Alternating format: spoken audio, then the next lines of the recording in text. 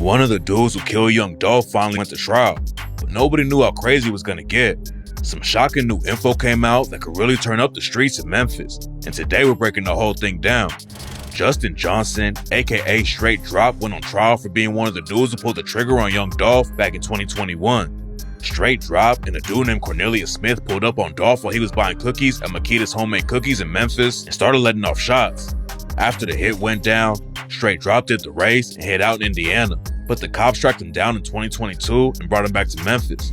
Before the trial started, there were all kinds of rumors going around about why Dolph got killed, but then Cornelius Smith took the stand to testify and shocked everyone.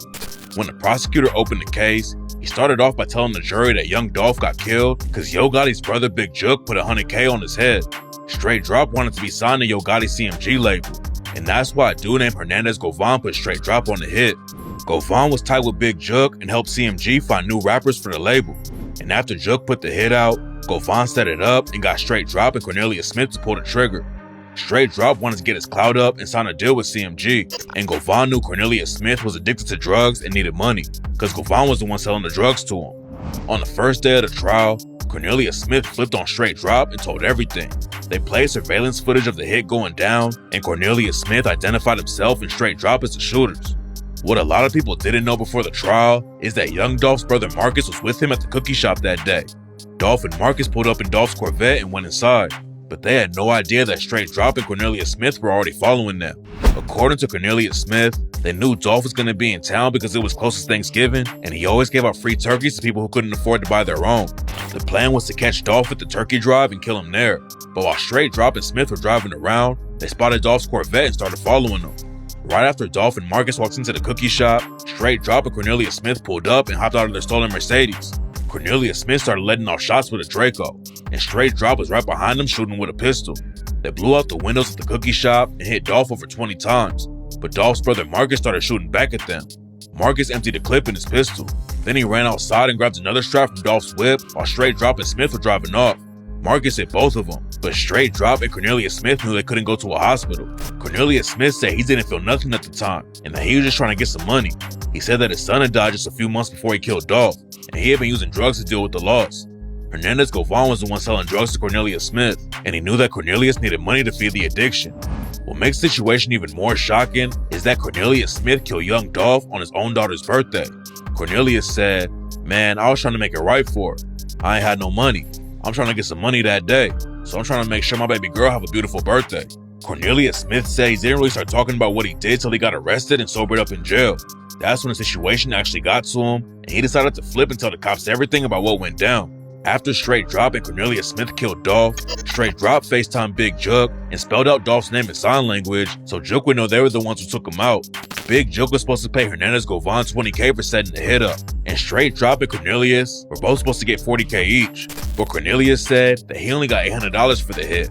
Cornelius Smith said that he met up with Hernandez Govan that day, while Straight Drop was supposed to get the money. Hernandez Govan knew that Cornelius had been shot and left blood at the scene, and he asked him if they had masks on when they killed Dolph. Later that same day, Hernandez Govan pulled up on Cornelius again, and Cornelius Smith asked him for money to buy pills. Cornelius Smith and Straight Drop ditched the stolen Mercedes at an abandoned house across the street from where Hernandez Govan lived. Then Straight Drop went on the run and had his brother Jamarcus help him out. Jamarcus pleaded guilty to being an accessory after the fact and testified against his own brother during the trial. Jamarcus said that he didn't know anything about the murder, but that Straight Drop hit him up right after it went down.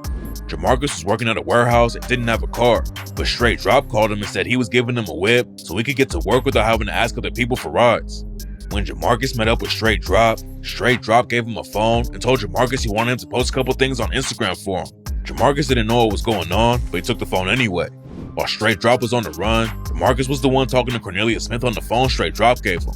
Cornelius kept talking about getting money from Unc, and it turns out that he was talking about Big Jook.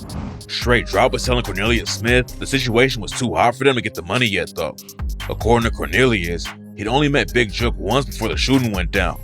Cornelius Smith said he linked up with Hernandez Govan and Big Jook at Jook's crib, and that's where they started planning everything. After Dolph got killed, Big Jook only paid Cornelius Smith $800 and told him to come up with a good alibi if he got caught up in the case. There were rumors that Yo Gotti and Big Jook were connected to Dolph's case from the jump. Dolph had been beefing with them for years, and they'd already tried to kill him twice. a dude who worked as Dolph's security, also testified at Straight Drop's trial and confirmed all the rumors about Dolph's beef with Yo Gotti and Big Jook were true.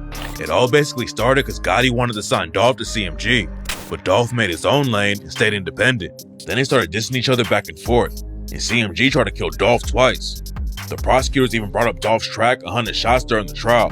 Dolph's whip got hit up over 100 times while he was in North Carolina, and after it went down, he dropped the track 100 shots and rapped, 100 shots, 100 shots. How the fuck you miss a whole 100 shots? Then one of Gotti's affiliates got arrested for shooting Dolph in Los Angeles a few months later. The dude ended up getting set free without catching any charges, but everybody knew that Dolph's beef with Gotti and CMG was deeper than rap. After Dolph got killed in 2021, the medical examiner found bullet fragments all over his body, but some of them are old pieces that never got taken out. It's not clear if they're from when Dolph got shot in LA though, and some people think CMG might have tried to kill him even more times than everyone knew about. Straight Drop getting snitched on by Cornelius Smith and his own brother was bad for his case, but the cops already had a ton of evidence on him. Security cameras caught Straight Drop leaving his apartment in the same clothes and whip that he used during the hit. And after they killed Dolph, Straight Drop was spotted on another camera going to his cousin's apartment to change clothes, then going straight back to his own place to pack his bags and leave town. The night before Dolph got killed, Straight Drop linked up with some dudes at a gas station and picked up the stolen Mercedes he used for the hit. A dude named Kissing Gardner also testified and said he was the one who gave Straight Drop the Mercedes. Kissing Gardner didn't know it was about to go down though, and he told the court that Young Dolph was like family. The cops also had cell phone evidence that proved Straight Drop was around the gas station where he got the Mercedes, his apartment, and the shop where they killed Dolph. Plus, the records confirmed that Straight Drop had FaceTime Big Jook right after the hit went down. During the prosecution's closing arguments, they laid out the whole situation for the jury. Big Jook put $100K on Dolph's head, and Hernandez Govan helped him set it up and brought Straight Drop and Cornelius Smith into the situation. After Straight Drop and Cornelius Smith agreed to pull the trigger on Dolph, they spent 2 weeks planning the hit. According to Cornelius, Big Jook actually had a bag on anyone's head from Dolph's label PRE, but Dolph was the top op. They had Cornelius Smith's testimony, videos from security cameras, and phone records to back it all up. At the end of the day, it only took the jury 4 hours to come back and decide that Straight Drop was guilty. The judge hit him with a life sentence for murdering Young Dolph, and he's gonna get even more time added to that because Straight Drop still has other charges that haven't been handled yet.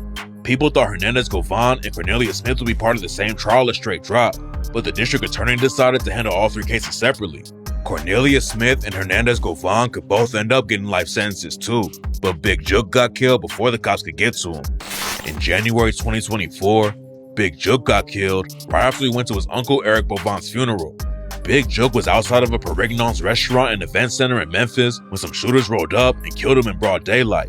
Big Jook and Yo Gotti had a lot of power in Memphis, and their uncle Eric Bovan, aka Las Vegas, was one of the biggest drug dealers in the city. He was making millions back in the day running drugs from California to Memphis, but his whole crew got taken down back in the 80s after one of them flipped and started working with the FBI. Big Jook and Yo Gotti allegedly followed their uncle into the streets and were making money in the drug game way before they got into music. Gotti's had beef with a lot of rappers in the game, but it seemed like he hated Dolph more than anyone. Dolph was also in the streets before he started rapping, and rumors say he used to sell weight to Big Jook. Then after Gotti and Dolph started beefing, Dolph ditched Jook and Gotti on the track Play With Your Bitch and rapped, "Don't play with me, ho Gotti, you a hoe, man.